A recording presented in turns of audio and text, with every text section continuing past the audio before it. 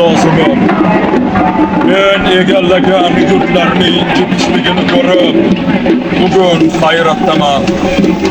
Moron nahrining fuqarolariga bir qarang. Barchasi bugun xursand. Eng muhimi birlik, vatanni sevish barcha insonlarning tuyg'usida bor.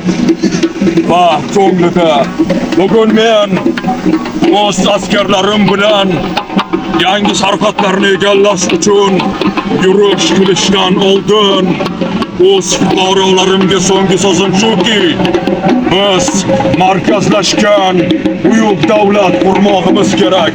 Ana shunda bizning kelajak avlodimiz bizdan faxrlanib, bizni yodga olacak.